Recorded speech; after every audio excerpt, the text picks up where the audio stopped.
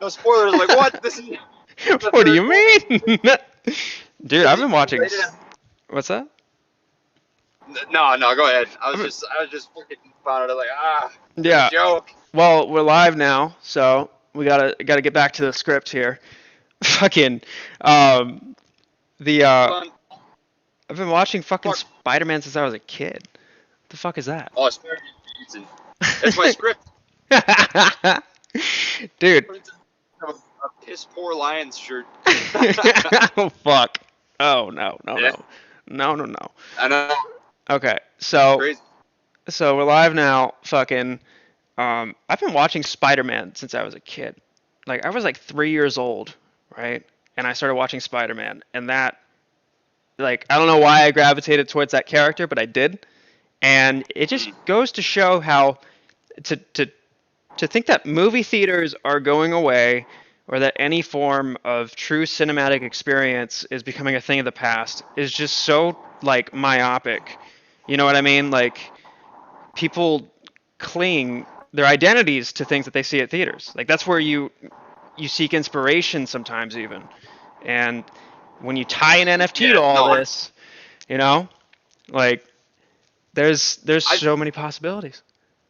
it's like a non tangible thing. It's cultural value. You know, Yeah. like for me, I think back on my first kiss in a movie theater, trying to fucking Yeah. wheel as a 13-year-old kid. You know Yeah. what I mean? Like Yeah. that. We're like thinking back on. This is kind of like a memory with my dad before he passed away. Yeah. He always said, "I can't wait for the Avengers to come to movie theaters," and he never got to live to see the first Avengers movie. But like, it's like thoughts like that Yeah. gravitate forwards this or people to GameStop. You know, it's that Yeah. sort of thing. It's that non-tangible thing, and you've suddenly made it valuable. You put a dollar sign behind that non-tangible idea. You know, Yeah. Yeah. for me, dude's million fucks. Spider-Man is so decent. Him Yeah. and Iron Man. I was long on stock Iron Man. Stock When does Marvel go public? Yeah. Like, yeah, right. I was talking about this earlier. I made a video about it, even though you don't watch my videos. You fucking chill. What can I Where say, dude? I was bought out. so, like, the thing that NFTs enable is it creates another layer that encapsulates horizontals and verticals of companies, where you can take these relatively eccentric things that belong to, GameStop's eccentric items would be video games or in-game achievements, right? Trophies even. You can create this wrapper for these abstract items and give them a highway to be exchanged upon and be tied concretely to real life value. And that is just fucking massive. So, like, I know a lot of people were looking for a dividend today, and I actually prefer this over a dividend because of the fact that it's establishing the scope of what their capacity is in this development. So to establish that they can do this and are doing it, is that encapsulates an NFT based dividend or tradable thing tied to a share count with it, if that makes sense. So it's dipping their feet in the water. You know, it's getting a feel for that space, the NFT, the non fungible token space, to see what sort of utility there could be in the future. And we can think about just sort of these specific NFTs with Spider-Man, but like look at the entire space. I think this is something that Adam Aaron and the AMC team are just starting to figure out Yeah. and learn about. You know, where could they go with that? You know, Yeah. what are some ideas that you could apply an NFT to a movie theater company? Well, just like this, it's like beautiful characters, man. Yeah. Fuck, I mean, Yeah. Spider-Man movie. Remember how fucking do you remember how Spider-Man? cool action figures were? Oh man, Dude. When I was a kid, I had a Hulk and Teenage Mutant Ninja Turtles action figures. I used to make them fight each other Yeah. in my my bedroom. Yeah.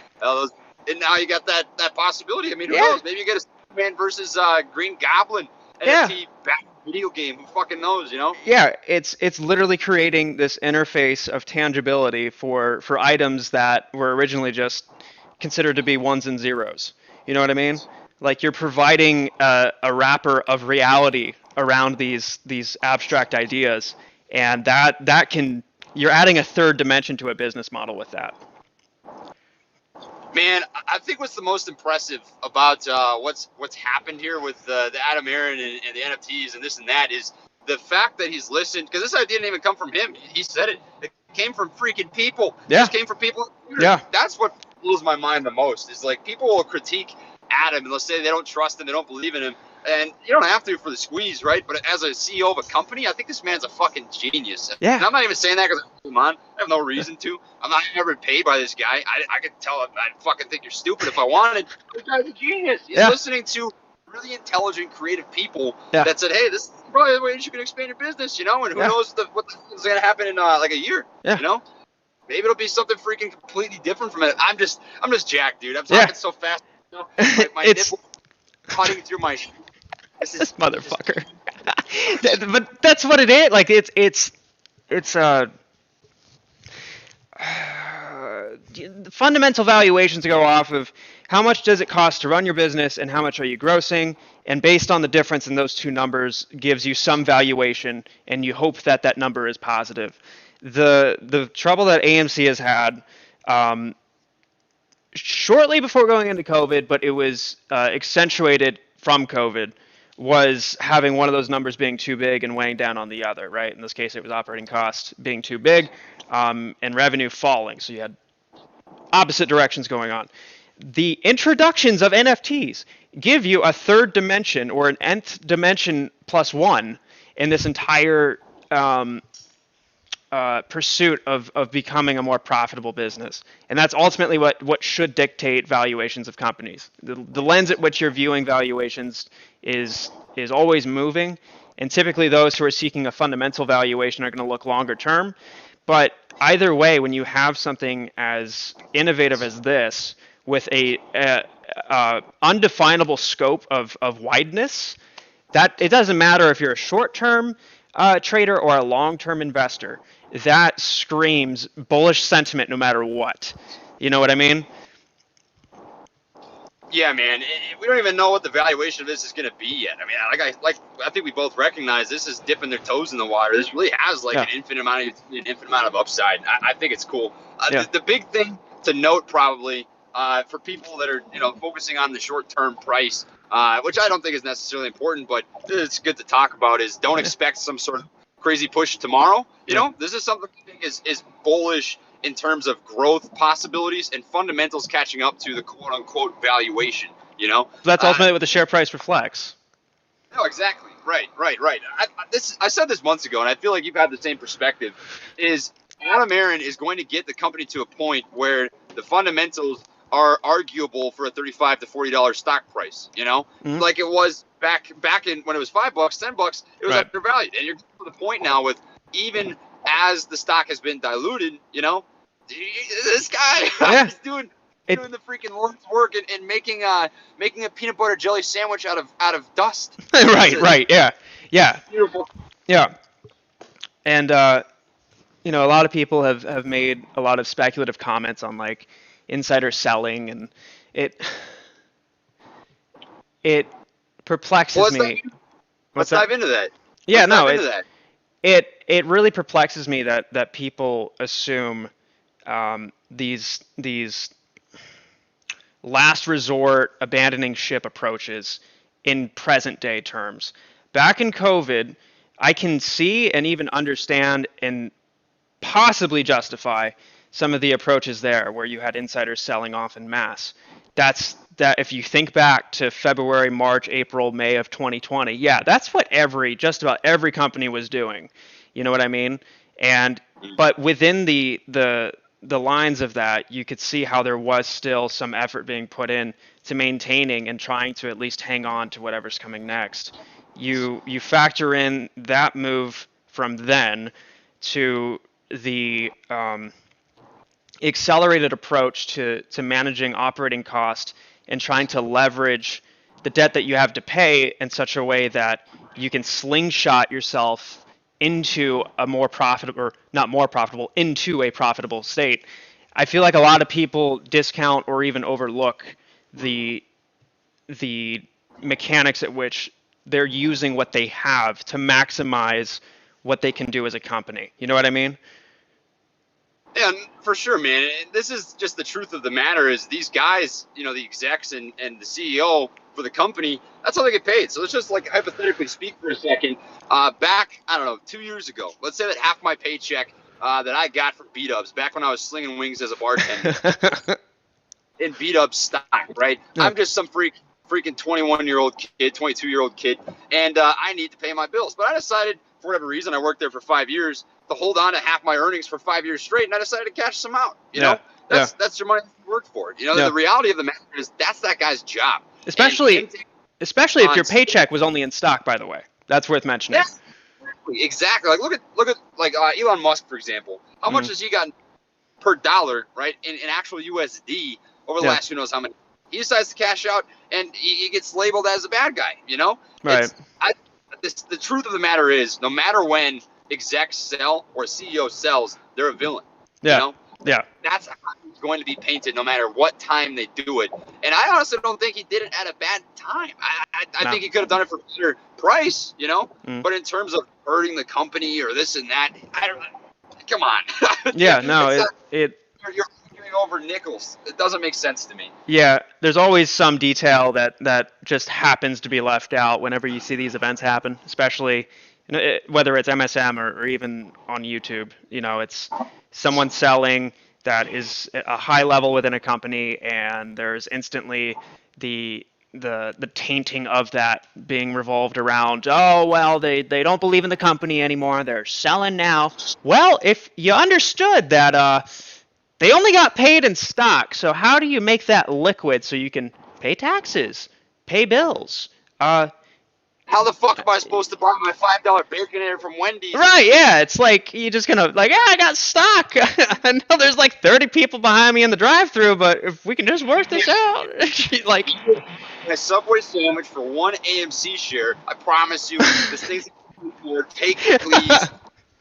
It just needs to be more liquid, and it'll go to the moon. Yeah. Chat, I am watching you, by the way. I'm not ignoring you. What's up? Do you know James Chanos' Twitter? Mm-mm. Oh, man, hold on. Oh, actually, I replied to his latest tweet on my Twitter. So if you go to my replies, you'll see the tweet that I'm talking about. He's dinging on Adam Aaron, basically just grifting from people for selling stock like a month ago or whatever the heck it was at this point. I replied to it. I think you'll find the reply funny. Let me pull this up. What was his handle? It starts with a D, I think, but it was my latest reply. Oh, Wall Street Cynic? Oh, no, it didn't start with a D at all. Never mind. Wait, no, well, it's like his name's like Diogenes? Billionaire that's... oh, my God. Oh, that's fucked. That's fucked. That's real unfortunate. And it's hilarious, but it paints a very high contrast image of the way that markets are nowadays, which is fundamentally, when you look at Tesla, they aren't profitable. In fact, I'm not even sure if their revenue numbers are anywhere close to reality. But when you put it into the lens of what they are doing at a more present and narrow-scoped lens of where we're at as a society, and where, what Tesla is after isn't money, so to speak. Like, they're a company, of course, they're trying to make money. But as far as what their technology is aiming for and what they're trying to do for the entire world, right? I think a lot of people have created this gap within standard PE ratios and how it should work out fundamentally. They've created this acceptance for the fact that, yes, they fundamentally are entirely detached from reality, but their ideas also are too, right? They're trying to do so many different things that step way outside of the boundaries of what most technology companies aim for. And for that, as people who are buying and consuming and trying to become shareholders of this company, we're willing to overlook this present day fundamental overvaluation because it's being made up for with the pursuit of future achievements. You know what I mean? Yeah, when you invest in Tesla, man, you're investing in the ingenuity the genius, the wit, the ball sack of Lord Edge Elon Musk. Right. You know, that's all. Elongated muskrat. Yeah. Yeah, that's the guy. That's the guy. It's not as simple as just looking at valuation. I mean, let's just think about all the money that goes into Tesla. Yeah. Let's say, I don't know, $100. How many of those dollars do you think people are looking at the valuation, the market cap? Let's just be real. Yeah. Maybe 20, 30, 40. Yeah. Very. You know, wishy-washy. Yeah. Happen. It's the potential of the company. I think that's just the way the market is. You know, you look at let's just look at AMC. If we saw a push on Monday, that would be an exhibit of people thinking that the future of AMC through NFTs is positive. You haven't seen evaluations come with dollar signs, right? That'd just be a sign of believing in what it could be. In the same way of Tesla, you know, it's these bogeys that just get the idea of, but the executives are selling, dude. You guys are fine. Yeah, right. I will. Sorry, go on. No, that's it. That's my rant. It blows me away because there is an extreme level of tension and misunderstanding between people like the guy that you tweeted to, which was fucking hilarious, and people like you and me as far as investment styles go, right? The fundamental approach, you know, I will never say it's antiquated or outdated, but with as fast as the market moves nowadays and just the way that everything at a global standpoint is between inflation, supply chain shortages, and delays, you know, the fucking our CPI report was at 6.4%. It was at 5.6 in 2008. Like there is an oscillation of efficiency within different investment strategies, whether you're long-term or short-term, whether you're fundamental or technical. And there is a hybrid that is spawning before our eyes that people don't want to acknowledge, which is that you can be both. And because of the just absolute mockery that markets are becoming of, and the dissatisfaction that the 99% have in seeing this without any recognition or attempt to solve said mockery, has created this force of, well, if it's a joke to people who are supposed to protect economies and protect markets, then we'll treat it as a joke. You know what I mean? Like, then you're going to see on MSM, well, GameStop went up 500% in a week. Well, yeah, fucking inflation has gone up at the same fucking amount. Like, it doesn't. Yes, if you're going to just fucking put an eye to the side over what's going on as everything just seems to crumble around us as far as finances go, then yeah, you're going to have people who realize this and try to make a statement out of it. It's just as simple as that. And when you want to go back to PE ratios being your benchmark, it doesn't matter because you're going to call a short squeeze of what is now becoming a very fundamentally legitimate play. You want to criticize this company who is reviving itself from the dust that it became, but at the same time tell us that inflation is transitory. And it's good. A month later, it's a good thing, says Jerome Powell. Like, no. No, this is not a fucking one-way street. Inflation is fantastic because people will have checks. That's the argument, isn't it? Say that one more time. This is the idea that hasn't been. No, inflation is great because you'll have a larger paycheck. Oh god. No, this is what doesn't get talked about. So let's say that the SPY, I don't know what it's going to be up at the end of the year, but let's say year to date it's up 15%, right? That'd be fantastic. Great gains if inflation wasn't 6-7% at the end of the year. Like in reality, maybe you made 5 or 6 after you match the dollar for dollar that's wasted by the Feds printing that much money, you know, and then they want to ding us as if as if, oh my God, you guys are breaking the market. Right? Yeah. It's like, stability to the Feds, man. This is fuck. Yeah, I like it. It's just so profound to me because of literally what we're harping on right now and what you just said. It will never. I will never be able to rationalize it because I don't think it's rational. You know what I mean?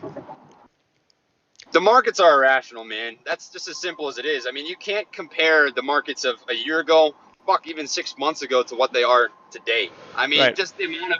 You want to know where I think retail has done the best? And this is contrary to popular belief. I know everyone dings on options and says that they're a problem. They are a problem if they're not used correctly, right? But I do think retail investors are really fucking up some hedge funds is the smart ones that trade options correctly. Yep. And I'm not even talking like AMC specifically. I'm just talking in general. Like when I go on FinTwit, what I see is just people eating. Like tools like what Unusual Whales has just changed the game. Like I think about like hedge funds that say they make 6 to 10% on a good year. And I think, how? Yeah. Well, you're making. I don't know if I believe that. But that's the trade-off. Year over year, you know, it's just absurd to me. Yeah, that's the trade-off though. Is these hedge funds? The reason why they go belly up when a meme stock goes up 25%, 50%, 100% in a day is because they are creating these low risk, therefore low yielding trades. And if they do that enough times and are able to accumulate and develop less risk, then the idea is that if we can do this at a very consistent rate with little to no volatility as far as their own alpha goes, then we can secure our clients' money and secure returns, and then they'll use that to lever up. Meanwhile, you know, the trade-off there is, well, if one of your trades goes bad, it was supposed to win 99 times out of 100. So the odds were 1% that it went bad, but now you see the natural risk to reward take an inverse approach, right? And that's, again, like what you were saying, like to make, you know, even in a bull market, like I think the realistic industry standard on return is somewhere around 2.5 to maybe 4%, right? And that scales with whatever economic factors are at play. And then you have Unusual Whales, like, hey, here's a Moderna call that we saw $3 million get poured into at the ask that goes up 3,900% that day. It's like, what the fuck? I just outperformed hedge funds for 200 straight years. Exactly. It's like, what the fuck? Yeah. And this is not just one stock that's doing this every day. It's all over the place. That's the insanity and the beauty of markets. I just wonder what these guys do at their desk for 8 hours. If that's what they're just beating their meat. They're watching. I don't really. It's 8 hours. You're probably doing it wrong. 8 hours. I don't understand. How and then you see what Wall Street Bets and the apes do, and you like. I really want to know, because I don't think we'll get a glimpse of this until all of this is said and done. But when all this is said and done, and hopefully sooner if possible, I want to hear from people that are on the other side of all of this, right? The character profiles of like Kenny Griffin, right?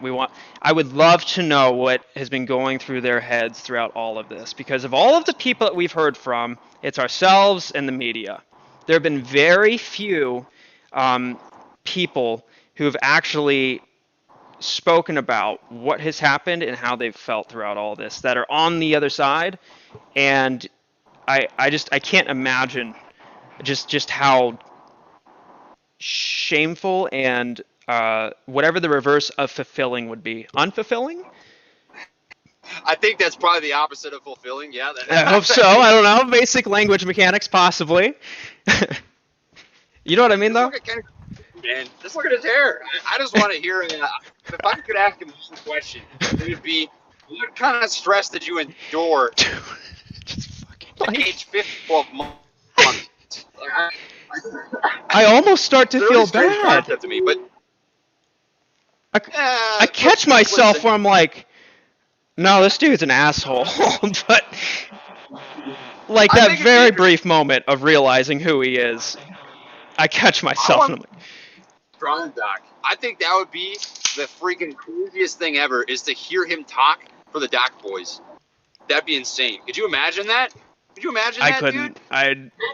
Based on that Doc NFT. That's what I'd want. I'd buy that. I'd pay $1 million for an NFT of that specific moment. Like, because like part of what I take a lot of pride in with my channel and just who I am as a person is I defy the norm, which if isn't clear by now, it fucking should be. If it's not to you, you need to go out in public more. I thought you were wearing a suit. What? No, fuck.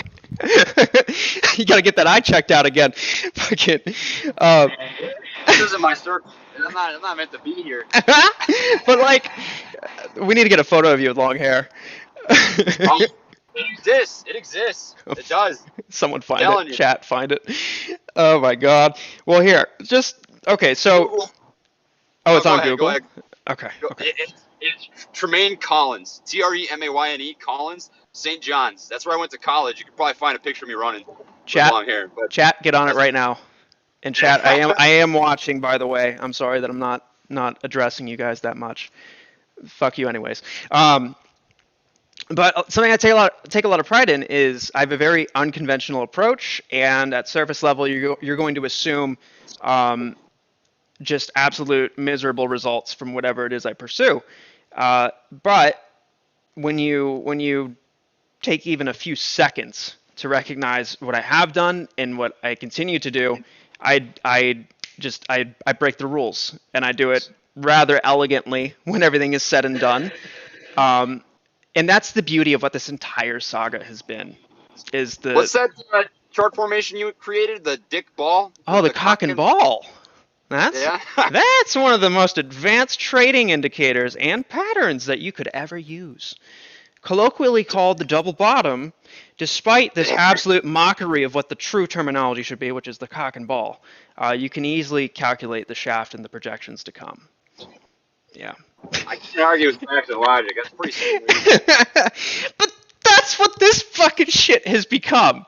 That is, again, you as authorities in the entire saga of this, whether you're Jerome Powell, you're Ken Griffin, or Charles Gasparino, like, listen, if you wanna live in this fairy tale land where retail is still just the laughing stock of everything, where companies who are making legitimate, genuine efforts that are materializing to now that they are a part of the present and quickly going into the future as far as their development goes, is also a joke to you, right? And you want to play this game, then we'll play it right along with you.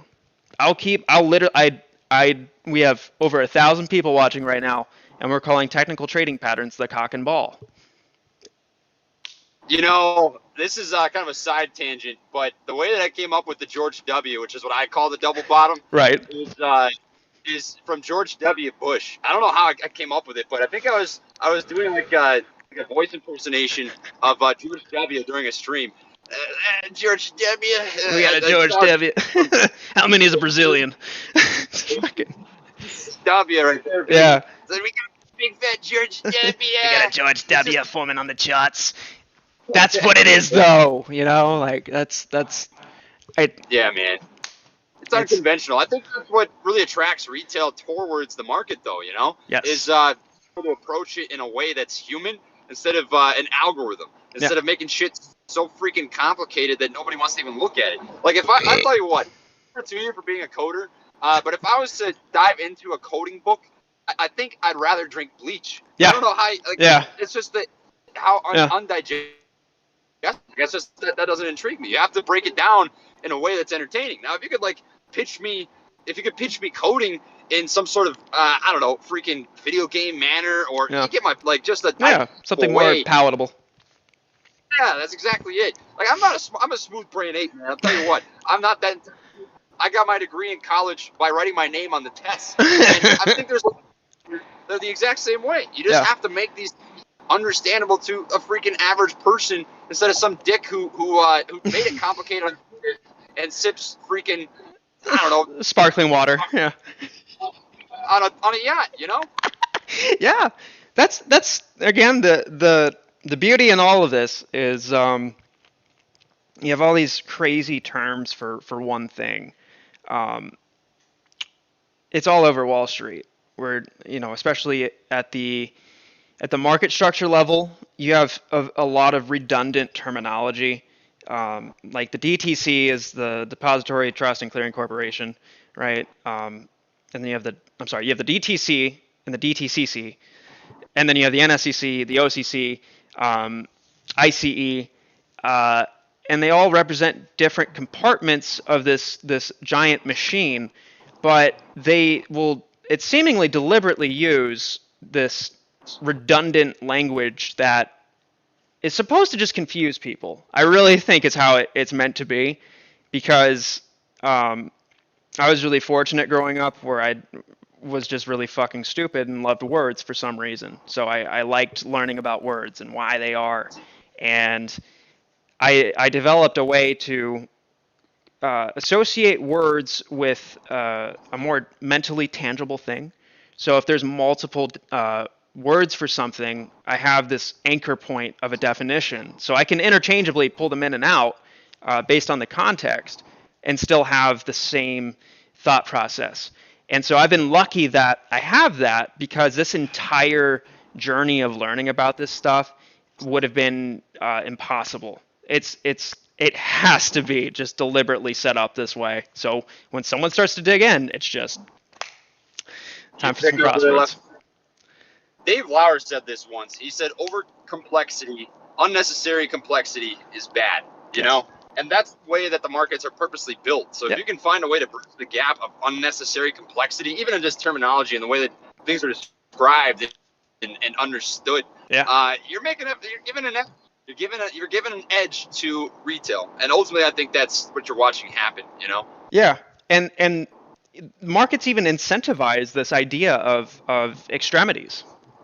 Or excuse me, extremities, yeah.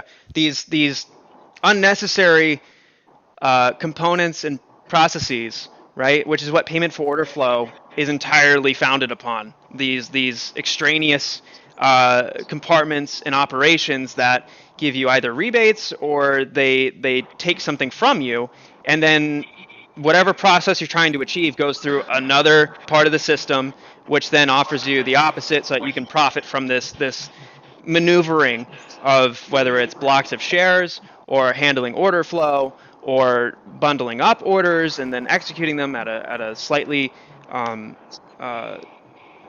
discounted price.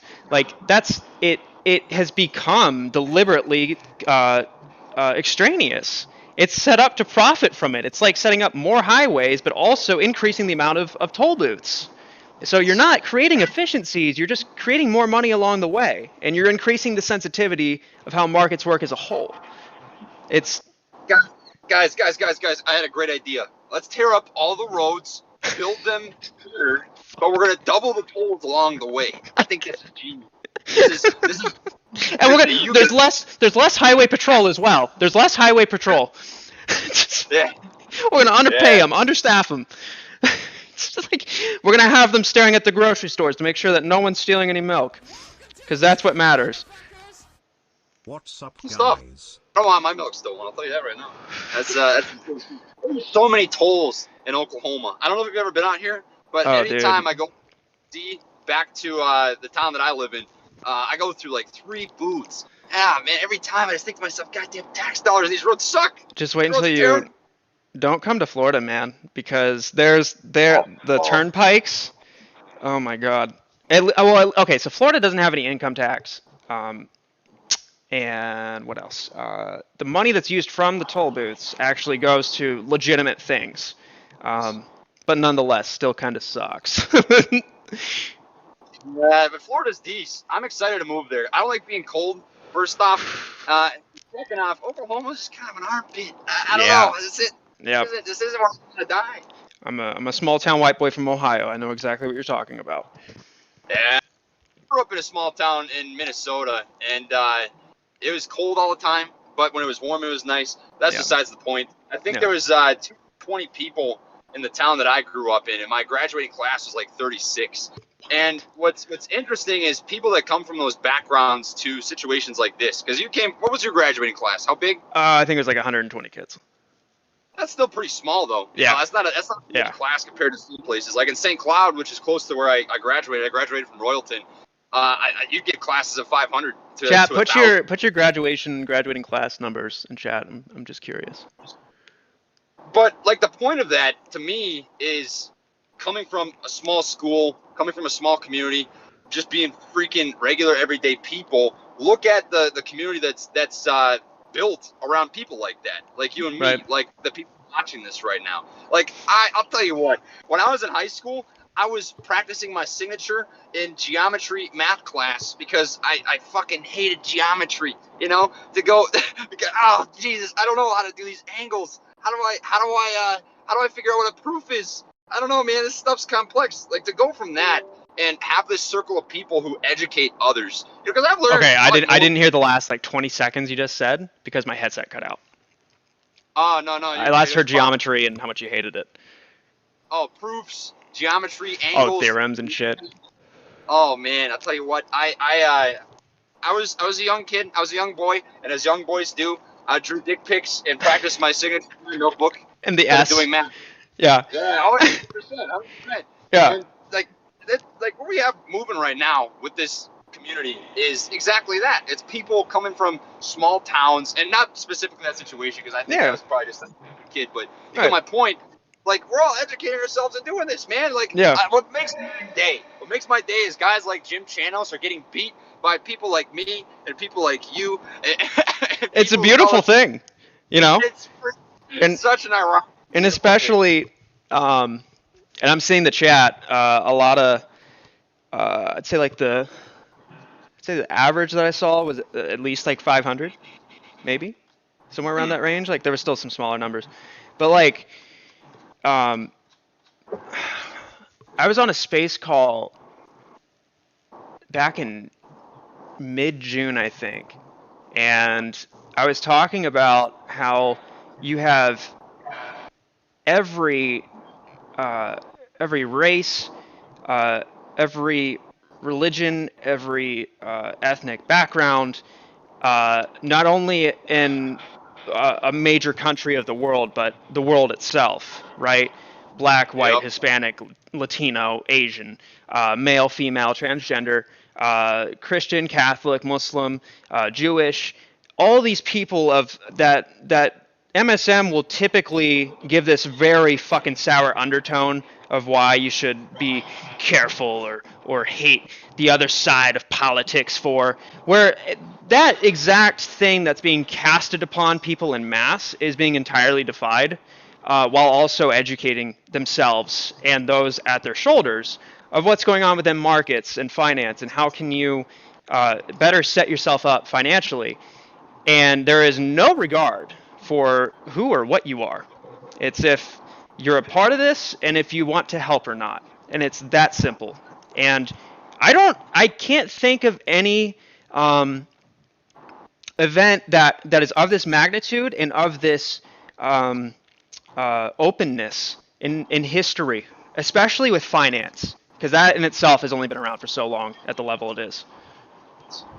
Well, that's always been the point in the message, hasn't it? It doesn't matter who you are as long as you collectively believe in the idea of improving the life of your neighbor. Right. You know? Yeah. That's ultimately what it is for me. I don't give a fuck, you know, what kind of background you come from, because everyone's got a history, everyone's got a past, done things good and bad, believes in X, believes in Y. Yeah. That's fine, you know. I don't have to agree with you to have the same belief in a single thing, you know? Yeah. And especially in the space of finance, you brought up a good point. Sam, is that this is a really, really polarizing and sometimes political space. Yeah. And this many people be able to set that aside and just agree on something, that in itself I think is freaking massive. Especially on the internet. Exactly, dude. Exactly. Internet. Oh my God. It's insane. Community is the most powerful asset that we have as people. I want to clarify this now. You're not calling an entire collection of people trying to help each other an asset. You don't literally mean they have a price tag to them and are tradable. You mean just in general that when you look at it as what everyone has to offer, if that makes sense. I want to clarify that.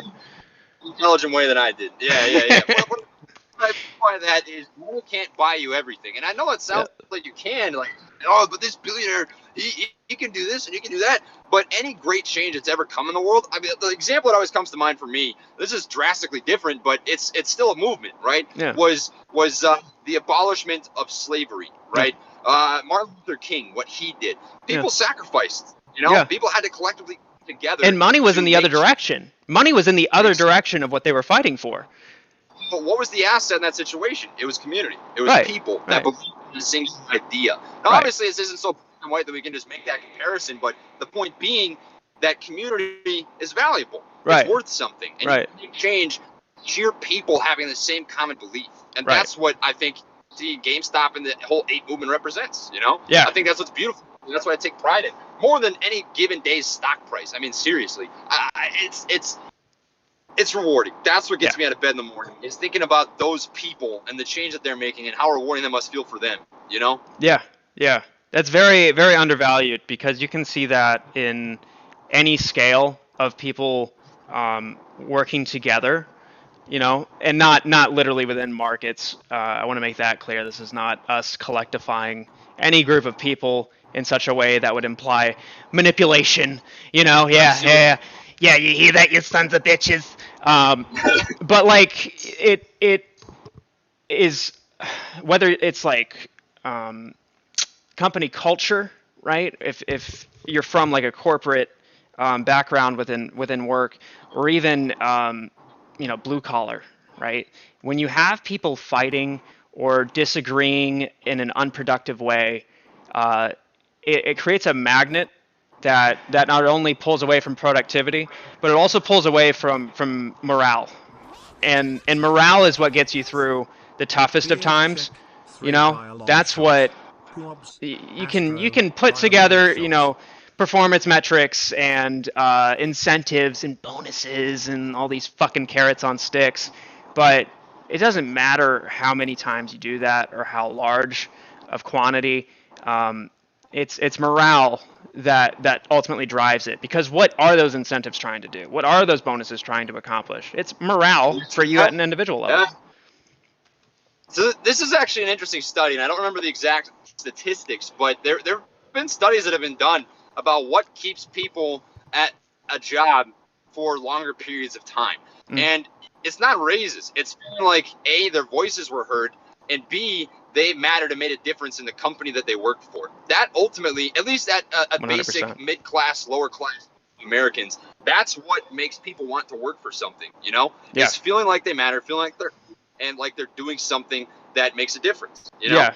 And ultimately, that, like, the morale thing is huge. I mean, fuck, I gotta be honest with you, man. I'm sure you've experienced this at times. I mean, we've talked about it. That's probably what I struggle with most at times is morale, and trying to recenter myself and say, look, like, this is a single day that's not going to matter a year from now. Ultimately, I know that this is important. It makes a difference in people's lives, and other people feel the same way. You know, that morale is really, really what I think is the night and day difference of whether or not this is successful. I'm just stuttering because I've had too much freaking Mountain Dew. I can't relate. How many have you had? Gotta bump those numbers up. I even got a fucking Giga Deluxe edition, whatever the fuck this bullshit is. Dude, hold on. I got a literal bag. Oh, You can't see it, but it's down there. Oh, That's a literal bag of Mountain Dew. You're a degenerate, just like me. Holy fuck! Guys, that's morale right there. That's liquid morale. Yeah, that's it. That's it. But they should relabel. Honestly. Every time I just gain confidence. Right. It's liquid courage minus the hangover. Yeah. It's a good chaser too. Start sipping on that when I go. Yeah. Right. Oh yeah, for sure. All right, when you were a kid, what's up? Go ahead. No, what was that? Chat. Give us some questions. Send it. Give us some questions, or roast us. I don't care. It'll probably be the latter. What were you saying, Trey? I was getting roasted. You just have to laugh at yourself sometimes. You always like when have I wake to. up in the morning, I look at myself. I say, "You have got some hairy nipples." And then I go on with my day. Dude, nipple hair is. I didn't realize how much of a problem it was going to be. See, I hit puberty like a month ago, and yeah. It navigating that, you can't tweeze it because that fucking hurts. If you try to use a trimmer. Oh yeah. Let's do the trick. I've got one of those, and I'm not sponsored by them. I just think it's not. You cut out the last like 10 words. I'm not sponsored by them. I actually just think it's a decent product. It's not bad. Yeah. It's not bad. Yeah. It does a trick. I've been meaning to get some fucking grooming device set up for those pesky regions, and it's been on my list for like 6 years now, and I still haven't done it. Why you both It's worth the $50. Yeah. I went through puberty when I was 13, and I wish I had it when I was 13. That would have made a big difference. Right. This is gonna get real fucking NSFW real quick. So if the cursing wasn't enough, and you're a little sensitive towards these subjects, it's best if you fuck right off right now. The first time I tried shaving my balls was an awful experience. See, I thought using a dull, rusty razor without any form of lubricant or shaving cream was the way to go. It fucking hurt like hell. I think the first time I shaved, I went against the grain. Oh, fuck! Okay, I'm stupid, but not that stupid, dog. Geometry brain, man. I did not do well in geometry. You had to use Pythagorean's theorem to fucking calculate the angle of against and with. I tried in school, but I didn't pay attention. He said, "Listen, when you shave, Pythagorean theorem's gonna tell you how to get the right angle on the razor via skin." If we take the static coefficient of friction, we can also determine that you will have about 3 ingrown hairs for every 10 shaved, and minus the background radiational forces of the universe. Hold on, I'm about to go through a toll. Oh, fuck. We gotta get Gensler on these goddamn tolls. Trey's new best friend? No, Trey's a shill. Do you think we will Moaz before dilution? What are your thoughts on that? Or are you tolling? I'm about to toll. Give me 10 seconds. Damn. As far as Moaz before or after dilution, it's too open-ended. A lot of people are against dilution, which I totally understand. But the factor you have to keep in mind is that it's I'm willing to say this with confidence. Obviously, there are no numbers of I'm still alive. That's a start substance and detail to prove this. Anytime that you're not in a grave, that's something, right? God damn you, Trey. There are no numbers or tangible data to show this, but we can very safely assume that the amount that was shorted without a borrow located back during COVID or COVID era through even into January well exceeds whatever the float is and was then. Okay, so when you have this this figure put together where you had more shorted than that of which actually existed, and of amounts that even exceed where we're at now, dilution, it would catch you up to that number, and we don't know how high the ceiling is, so dilution would bring it up to some extent. But it doesn't matter how much is beyond what was naked shorted or phantom shorted, I've heard. It's the fact that it's a binary evaluation. Is there more shorted than that of which exists? It doesn't matter if it's by 1 or a trillion, okay? That right there, if the laws of supply and demand are upheld and honored, means that whoever has the supply during a huge surge in demand would be able to name their price. It's that simple. Dilution is seen very negatively, but ultimately I safely assume and have even dug into the numbers on my own that there's been more shorted than anybody could fathom. And because of that, dilution it doesn't matter. It doesn't bring you up to where it should be at a net zero level. And then it helps the company develop themselves. So kind of a multi-pronged answer. I can't speak for Adam Aaron, but I think they don't even have to dilute. Now, this is just an idea. This is a theory that I think is applicable. AMC is getting into cryptocurrency, right? NFTs. They just started diving into NFTs. Here is a first world example of utility. Yo, Froggy, ask your question one more time. Let's say that the company wants to raise money for themselves. They want to improve their cash, right? Their cash positions. They can pay off debt. They can continue to grow. They can expand, whatever, blah, blah, blah. Mm-hmm. If they go and sell 100,000 NFTs, right? Maybe there's 100 a piece for, I don't know, 1,000 different NFT designs. Right. And they raised money. Not only did they make money, but they just created a tradable security that other people can trade and make money on. Yep. You know, I don't think we have to view AMC so black and white. Now, like It's I like said, a sub-market.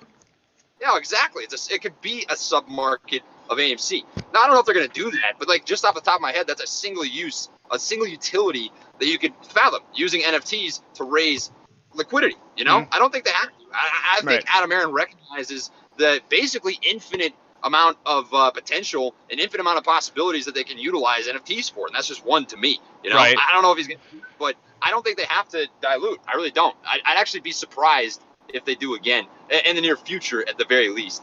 Yeah. Here's a question from Froggy Styles, who is actually a really smart guy. I respect him a lot, and I value a lot of his viewpoints because he fairly evaluates each side, bearish or bullish. Adam Aaron's income went from 9.7 million in 2019 to 20 million in 2020, while the stock dropped from 35 down to 7 per share. How does that performance bonus make any sense? So, in other words, from a span of a year, the amount that he made doubled, while the stock fell to a quarter of what it should be, or a fifth rather. I touched on this a little bit earlier. Back then, you had very different circumstances than what you have now. And I think that if you look at the strategies that were used during that COVID era, where yes, it was kind of like a jumping from ship, plain and simple. A lot of people that were at the top of the company were selling. For that time, during what is completely unprecedented as far as what is a global pandemic, during a age of markets that are information is easily accessible. Anybody can use it, and you've had so many different trading services being pushed where now it's mainstream. It doesn't surprise me that would happen. I think there was an abandoning ship mentality from a lot of executives. However, I think that moving forward and where we're at presently, and even over the past 6 months, that the ideas have been flipped. I think they're trying to recover and slingshot themselves. So that doesn't, like, I don't want you, and I don't want anybody to label you as a shill or as a I don't know, a Debbie Downer, because that is a legitimate question, and that I think I've given a good answer to it. But yeah, you know, that shouldn't. I think the labeling of a performance bonus was some workaround of legalese or finance, if that makes sense. What do you think, Trey? I don't have anything to add to that idea, but I did want to add on to the shill and FUD thing. Yeah, it's not bad to ask questions that poke at your theories, right? Yep. I think too often the word shill and FUD get thrown around to the point that it devalues the words. You've diluted the value. Yeah, no, exactly. You're creating synthetic shares in the freaking the vocabulary. Man. You can't call everybody a shill just because the viewpoint suddenly changed or they don't agree with what you're saying. Right. And I can see his perspective. You know, it is a fair question to ask. Yeah. But I would have answered the same way that you did. Yeah. That's I've got nothing other than what I just said. Yeah. That's it. Yeah. No, I think that's like, it's okay to recognize that during COVID, that was the outlook of not only AMC but a lot of other companies. Yeah, things were different than they are. That's the most simple way you can look at it. Yeah. So it's a great question though, nonetheless. I'm seeing F's in the chat. Why are there F's in the chat? Chat, are we good? It's probably my Boondock service. I want to make sure it's not my internet, because fucking, what do you call it? I just moved here. I got the best internet I can get. Okay, stream 1 live. terabyte. I fucking wish, dude. I'd nut so fast. Chat, are we still here? False Fs, synthetic Fs. Okay. False. But yeah, like, this is a topic that I take a lot of pride in for talking about, which is, it's okay, like you were saying, Trey, to have bullet holes attempted to be put into whatever your thesis is or your way of thinking, because it's extremely simple. If someone asks something that you can't answer, you need to dig into it. If something someone asks is threatening to you, you need to, again, seek more answers, because your conviction of something, as well as the rationality of whatever it is that you cling to, should be resistant to someone on the internet or even someone in person asking contraries. You know what I mean? Nah, I like drinking Kool-Aid. Yeah, like fucking it's it I get it. Like, people are new to this, and that's fair. But even just pull in some day-to-day approaches to things, where if someone criticized you for what you were wearing, or if someone tried to cast doubt upon you because of the way that you walk, I don't know, the way that you answer questions or ask questions, like you just know how to do that. And obviously you're not going to be, the big nuts in the room fucking sticking your chest out in confidence and exuberance, but you know enough that you feel confident in it. So just pull in those traits to how you view the investing world. And it's okay to question. And when people stop questioning, that's when you need to start asking questions. If you're not hearing questions and you don't know what questions to ask, you need to start asking, hey, why aren't there questions? What questions should I? Yeah. Because questions yield answers. And, wisdom can do the same, but wisdom can easily become recycled, as well as knowledge. So questions are what provide recon to new thinking, and existing ideas become even more detailed. For everybody watching right now, I think the most value that I've pulled from the two Astro videos I've ever watched, since I'm a certified shield, just so you know, I was paid specifically to shoot this channel. Did you get that payment? It was a solid penny from my man Richie. Stick to the script! For legal reasons. But it was a performance bonus. It's philosophy. Your philosophy and way of thinking is very intriguing. It's good to listen to. Thank you. Fuck you. It's very So like there was a lot of you need to like scroll back, like you need to, on my channel, and go look at like stream highlights and shit. There's a lot of funny stuff. And back then I was a lot more zealous about some of my points in critiquing the zeitgeist's approach to thinking, and the handling of counterpoints. It's okay to have conviction that can push you through times of doubt, right? Half of conviction is because of that. That's what conviction is for, half of that. But the other half should be confidence in being open-minded, right? So there's many ways to traverse this entire landscape of what all this is. We're in the moment right now, and we are only able to digest each moment as it comes. One day we're going to look back and have a composite of it, this compound image, where history will be written, the victors and the losers, and the events and when they happened and how they happened, right? There's going to be different labelings of different events and details that are added or removed. And it's very hard to be able to distinguish between the two, especially when you're in the moment. When you're in the moment, you need to be able to pull on and hang on to these anchor points in the past, and also do the same for what's in the future. And if you can develop that relationship with these convictions from different points in time while factoring in what's new, that's what is the ultimate answer for people in this. If you're worried about things, you need to dig.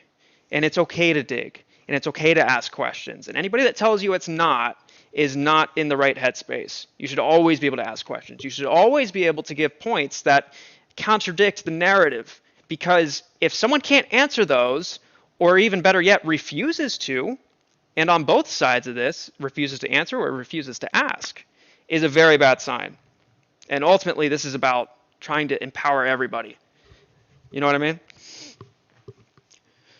Dro, I have to run into the gas station quick to get milk for this. This will take just a second. I'm going to put my phone down. I'll be back. You're good, bro. You're good. All right. Thank God this piece of shit's gone. Oh, he's not out of the car yet. Fuck. Why is chat spamming F? Oh my fuck. What do you mean, chat? What do you mean?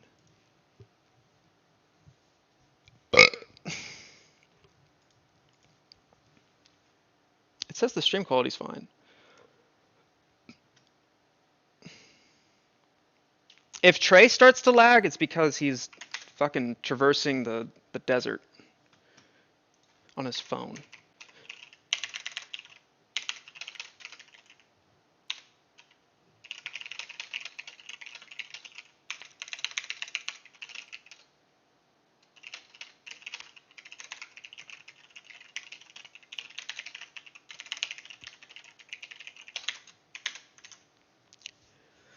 Had to refresh? Okay. Yo, Froggy, it's my pleasure, man. It's my pleasure. Like, Froggy, you've been watching me for quite a while now, and you're very well aware of my way of handling criticisms and even praising. And I try to just be indifferent to it based on whatever ebb and flow we are in. Because there's times of a lot of confidence in the community and times of uncertainty. So based on whichever we're in, sometimes it's better to ask more questions. Sometimes it's better to get more answers. And that's something that everybody really needs to embrace, because if you try to create more fog within all of this, you know, it doesn't help. There are instances where it can, in the sense of when there is no answer, you know, or there is no question yet. Enjoy your gifts. Maybe show when Trey. Oh yeah. I'm working on a video of all the shit that I got. Man. Oh fuck, he's back. Oh, dude. I'll tell you what. I was in Iowa for Thanksgiving weekend, and Uncle Mike, we have the same tradition every Thanksgiving. We go to Pizza Ranch for dinner, like pizza, fried chicken buffet sort of Actually gig. sounds good. And then afterwards, we go bowling and get some drinks. And my right ass cheek is so sore from bowling. I have a nap. I thought you used to run. Wasn't that your thing?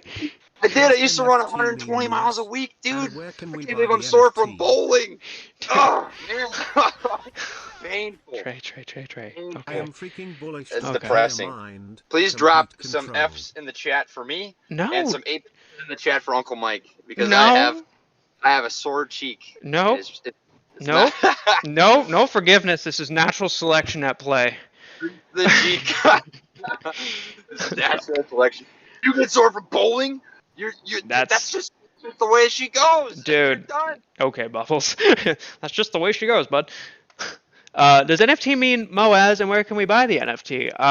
The NFT that Adam Air announced today, no, does not equal MOAS. You're probably thinking of an NFT dividend, which was not announced today, but it fundamentally strengthens the company by an uncanny amount. So, and when can you buy the NFT? They're doing NFT stubs, I believe, for the new Spider-Man movie coming out, and that starts at midnight that you can do that. It's basically a first come, first serve, from what I understand. The first 86,000, yeah. Yeah.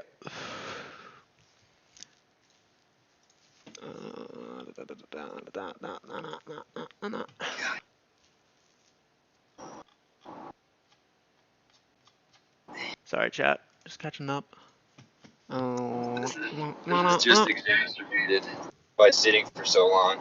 What about masturbating? Yeah. Well, that's the phone tag game right there. Did Uncle Mike kick your ass at cards? I actually won. I won the game of cards. We played Shanghai. It's like a subcategory of Rooney. Huh. You ever play poker? I have played poker. Yeah. We gotta play poker sometime. Poker's a lot of I'd be fun. down for it, man. Like I said, I'm gonna be moving to Florida sometime in 2022. Dude, gotta fucking expedite that shit. There's a poker room up the road from Yeah. me that has like 60 some tables, and it's just like constant fucking action. Keep health plus keep positive. Yo, Boom Boom, thank you, man. This motherfucker, he's like, how about we buy our chips with super chats? Just. Yeah. I'll get pocket aces, I promise. Fucking go all in on 3s and 7s. That sounds like a pretty worthwhile bet to me. I don't know. I can't see how that would be wrong. In fact, I think instead of buying a house out there, I might just take that money and buy a casino. And yeah. Dude, it's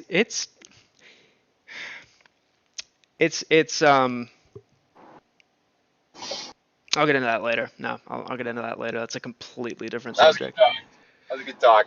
Yeah, right. Yeah. Fucking just abrupt ending to a stream of consciousness for me. Man, live streaming, dude. Those were the days. Oh, it's so much fun, man. Like, I'm glad that I'm back in my own place, and I think my neighbors are tolerant of me thus far. But when I was at my old apartment, the person below me was deaf. The person to my left, there was a like 8-foot concrete firewall, and then the room to the right of me was vacant, so I could be as loud as I wanted to be. In more ways than just streaming too, and it was a lot of fun. There was some pretty. What's that? No, finish. Yeah, no, there was a lot of just like purely just full on autismo moments where like Reverend Rippy was conceptualized. I would dolphin dive over my couch whenever I thought I saw the price action moving. When I would get up and go get a water, I'd see the chart from like 15 feet away and then jump over the couch and knock shit over. Dude, it was a lot of fun. I think the guy who lives above me in my apartment I'm at now is a dealer. And not a dealer. I see a lot of people come and go. But don't ask. Well, that's not my business. I don't know. I lived in it was like from January to mid-March. I moved into a house with 2 of my friends. Well, one of them was a friend, the other was a fucking absolute dick. But both of them were amateur poker players, and we would play poker every night. And so there was always a wide array of characters that would show up, and sometimes we'd have games at noon, sometimes we'd have games at fucking 3 in the morning. Like, it was always a guessing game, but it was so much fucking fun. Like, there was a high stakes pool match at one of the pool halls that we all play at between Justin Hall and Corey Dool, which I don't know if there's any pool players in the chat, but these guys are top of the line, and I think the cash takeaway was like 30 grand, I think. And so it was like 3 straight days of one pocket, and Justin Hall won. And then after that, Justin Hall comes over to our house to play poker, and he's got like, he didn't even get a bag or anything. Like, he's just stuffing all this money into like his pants.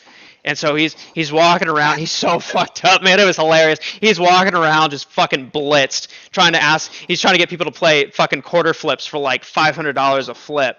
So if you don't know what that is, you literally flip a coin for $500, and if you call heads, then if it's heads, you get 500. And so he's like just, it was like a clown car, but with money and pockets, where he's just like, I want to play quarters, I want to play quarters, and he's walking around everywhere doing this shit. We get to our house, and now we're playing poker. He buys $2,000 worth of chips, and he's just like, I'm all in.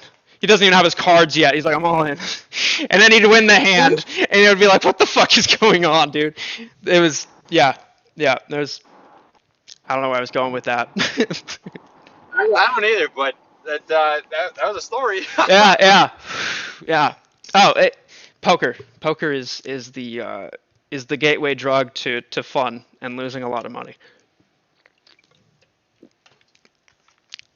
A way to fun and losing a lot of money is Baconators and $8 sandwiches from Subway.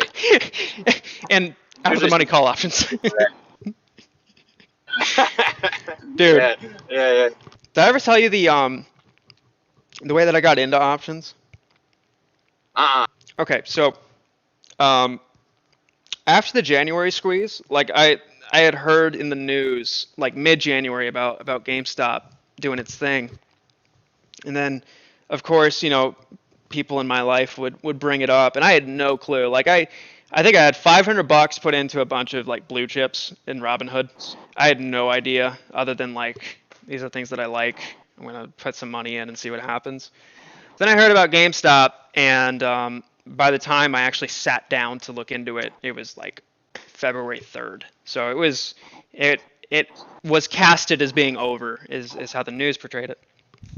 Fast forward to like mid-February, going into like the 19th or 20th, and I started seeing these repeating patterns coming up, and so I started wondering like, wait, and then later down the line you had the somewhat completion of cycle and fractal theory and all that stuff. But I started using these concepts of like, well, I wonder.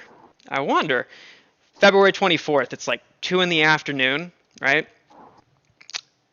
I have $50 sitting in my Robinhood account. It's dry powder. And I figure I'm like, I wonder if I bought these call options. If I bought these call options on GameStop, I have no idea. I don't even know what a strike price is. I know the number, like it's supposed to be a price. I don't know what it serves as though. So there were these options being sold for a penny. Like I was like, there's no way. And I think it was trading it was either $40 or $45 at 2 p.m. on February 24th. I bought like 30 or 40 of these out of the money call options around 150 to 250. And literally 5 minutes after I do that, the thing just jumps. It's like it just came out of nowhere. And I'm watching it go from like 40 to 45, 43, 47, 46, 44, 51. And I'm like, what the and I'm watching my fucking portfolio and it's like $5,000, $6,000. I only had $1,000 put into my entire portfolio. And I'm watching this just go crazy. All because of to make you just stupid money. yeah. I like by the time the market closed, I called my dad fucking crying. I was like, Dad, I don't know if this is a glitch, but I think I just made $25,000. And he's like, well, hold on, and he's like walking me through where to find what my brokerage balance is, and sure as shit, it was $25,000, and all because it was just off on a whim. I didn't know what I was doing, and that was what got me into actually digging deeper, and it was just that curiosity, and it just goes to show like. Back to the Moderna call that we talked about way early on in this that went up 3,900%. It's like, that's what happened to me in February is I caught this call on a Wednesday, and I got real lucky. And, yeah. Dude, your first options trade has a much cooler story than mine. I just lost. Fuck. I tried selling calls. I didn't know what I was doing. I thought somehow I could like just bypass the logic of brokerage trading and sell calls that I don't have the underlying for. Like I thought that was a possibility. I didn't. Yeah. It could have gone bad if the guardrails weren't set up for me. And that situation that you just described is one of those times, but very few, the 1 in a million, where people get lucky, And it's good that you took the chance to educate and learn about it, so that you can repeat that in the future intentionally. Yeah. That's absolutely huge. Yeah. I was full of options. I'm not gonna lie. I saw in my own Discord people were playing options. They're like, "Why don't you play options, Trey?" And I said, "I don't know. This sounds like I'm my money." Yeah. I don't know if I like this. And you just start to dig into it and try to understand how it works. And if you can understand the Greeks and the way that they move, the biggest thing that I've learned is typically the longer you hold an option, the more likely you are to lose. Yeah. So you're essentially trying to take advantage of short-term volatility with those. And I don't even know how I'm fucking describing this. I feel like most people understand that, but I'm sure that's the same conclusion you can do, you know? Yeah. Yeah. It's I don't know what it is. It's like 90-something% of options that are ever written are expire worthless at expiration date. So you don't want to do that statistic. That's no bueno. Yeah, yeah. The thing that what took a while for me to wrap my head around was the thing determining the price of any option that I bought, and also any option that I decide to sell. That value is not linear, right? Whereas with stock, catching the market makers with their pants down. That's what it is. Yep. So, you were talking about the Greeks, which, primarily what's determining your option price, and I'll try not to get too deep into this because this is obviously not a run and gun type topic that you can not spend time on, but and I've got a few videos if anyone's interested that break this down even more. But the three primary Greeks to be four out of the five, but whatever, are delta, gamma, theta, and vega, right? So delta is how much you make per $1 increment. Your gamma is how much delta changes per $1 increment, and obviously it scales. It doesn't have to be $1; it could be 50 cents, whatever. And then theta is how much you're losing per day.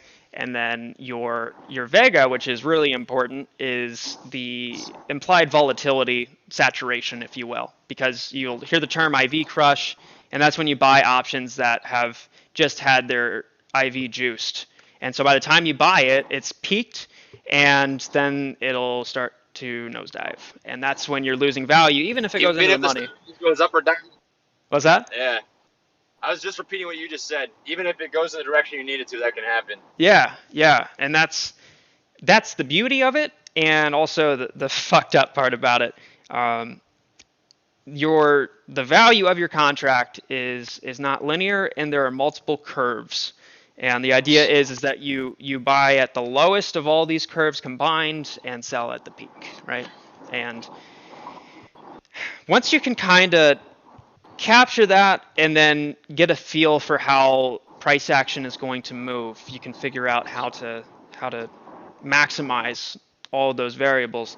But like Trey was saying, 90% expire worthless, and that's the point. And options are actually a hedging instrument, but a lot of people make them their primary allocation within a portfolio, which if you're doing leaps, like, I can understand, because those are a lot more robust.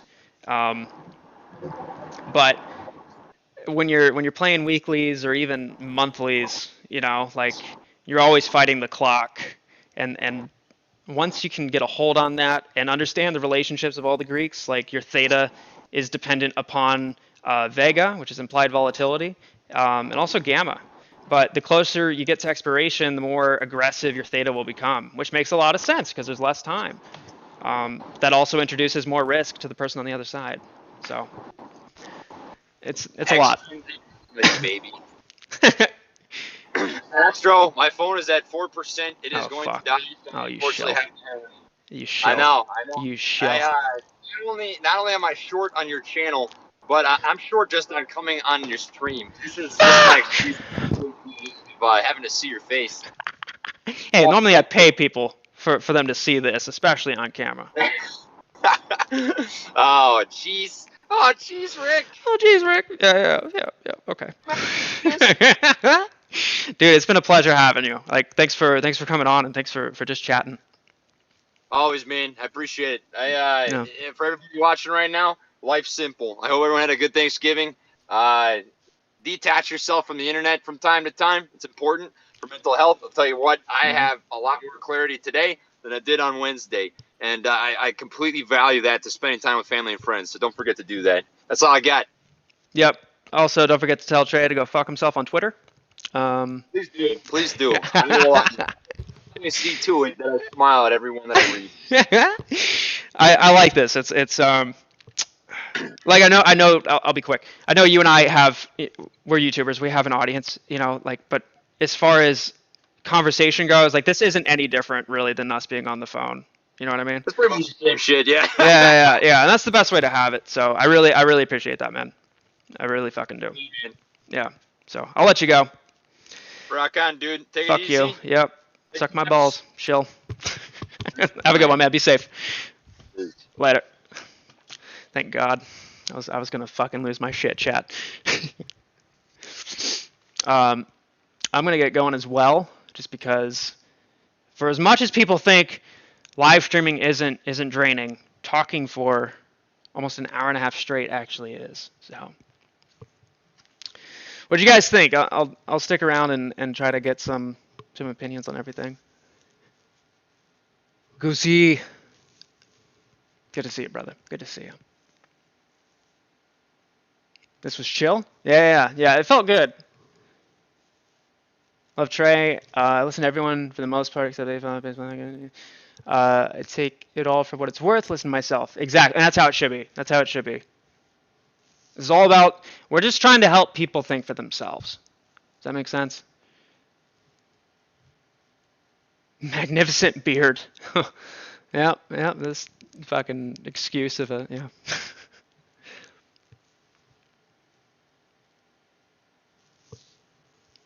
Need more of this? Yeah. It's refreshing. I think that's why Trey and I click so well, is that we're just people, Like, yeah, we have a following, and his is very lopsided in comparison to mine. I'm what, shy of 30,000. He's all the way at like 500K. But we chat like there's nobody watching. Does that make sense? Like, obviously I'm trying to interact with you guys and he's trying to interact with you guys, but we're just trying to be people.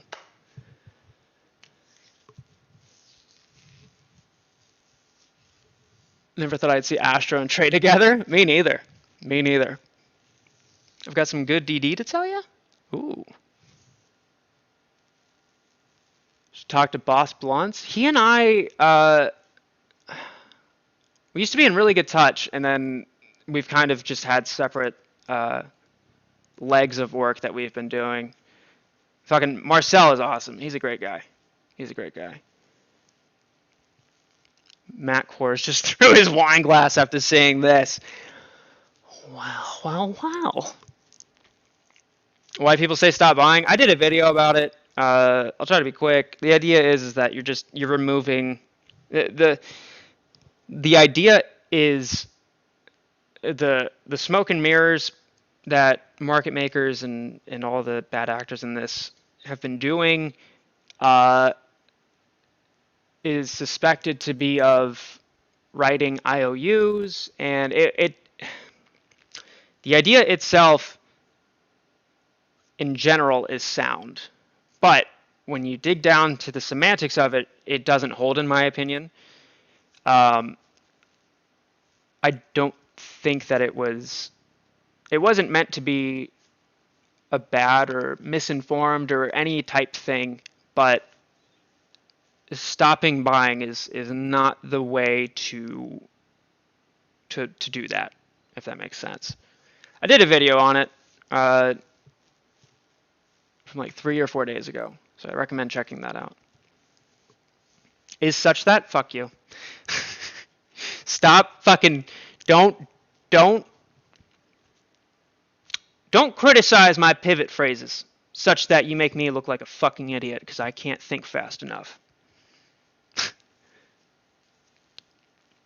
Love you, bro. Just started watching you and like the vibes. Yeah, Blue, thank you, man. Thank you. How close to the next cycle run up? Any day. Any day. Yo, Juice Boxing, thank you. Thank you. That went to Charlie the Unicorn. I'd never thought I'd hear that past 2009. Any videos on doing options? Yeah, look up, just look up Astro trading options. That should be enough keywords that you see one of the videos pop up. The simple way to think of it, and I go over this more in detail in the video, is when you buy an option, your delta is a theoretical share count. Theta is how many of those theoretical shares you're losing a day, and gamma is how many shares you'd be gaining for each move up. Vega is not covered in that, just because I wanted to keep it simple, but you're trying to race against all of these curves. If you don't get, a minimum amount of delta up, then, or a minimum piece of price action up, where the fuck did this go? What the fuck? Hold on. Oh God. Oh fuck. Why? What? Who? Where'd my camera go? What do you mean? There we go. Okay. So you think of your delta as the theoretical share count, your theta is how many of those shares you're losing a day, and then your gamma is how much your delta is appreciating. And you're trying to fight against time, basically.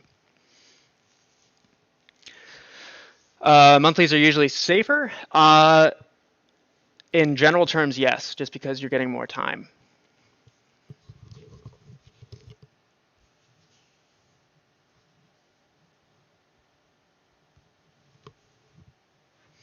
Going live tomorrow? Yes.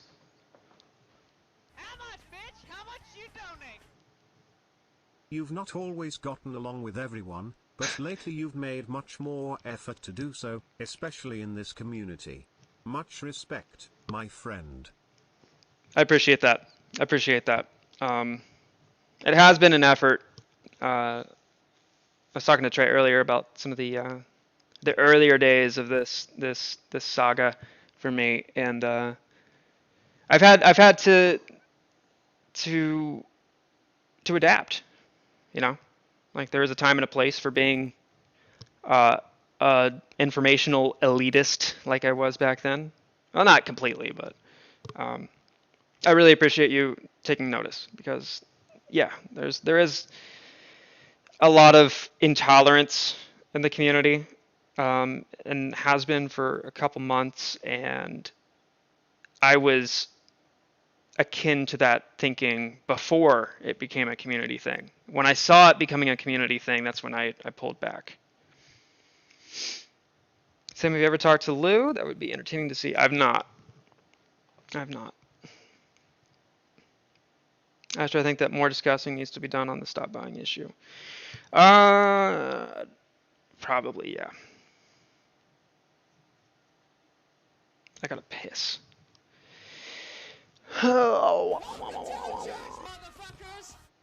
I got some good due diligence to share. Jump me on. Can we do it later tonight? I hate to fucking do that because we haven't talked in a while. But I'm drained and I have to go fucking pick up shit from my old apartment. And I have to piss. A lot has changed. We must continue to adapt to survive, let alone... Yes. Yep. Very well said. In simple ape language, simplify Adam Aaron's NFT news. Thanks, Astro. Yeah. So basically, they're creating NFTs for their products, right? Movie stubs, and the possibilities are endless. And it's not the NFT dividend that's been a hot topic as of late, but I actually prefer this than a dividend, because of the fact that you're taking this base business model and by adding the NFT, you're expanding every part of that business model with something that is super malleable, if that makes sense. So you have ownership over movie stubs and anything that really is issued by movie producers, movie studios, or AMC itself, that can be traded and exchanged upon by everybody that's participating in that business, which is huge. I have a lot more thoughts in a video that I just put out like 2 hours ago. Check that out. Collab with Alex from Boston. Yeah, that's on the list. That's on the list. He and I were chatting not too long ago. I'm gonna get out of here. I have to piss real bad, and fucking go to my old apartment. So, like, subscribe, and fondle. I really appreciate you guys. Thank you. Thanks for coming out. I hope you guys learned a few things. Distribution is anything really random log. Yes, that was the word I was looking for the other day in the video that I made. Thank you. Now, okay. Now I'm gonna dig into that. Okay, I gotta piss and get out of here. Appreciate you guys. Love ya. Thank you. Thank you for everything today. Thanks for coming out. I'll be live tomorrow, 9 a.m. Eastern Standard Time. So take it easy. I'll also probably be live later tonight as well. Follow me on Twitter. I'll put updates out there. Peace.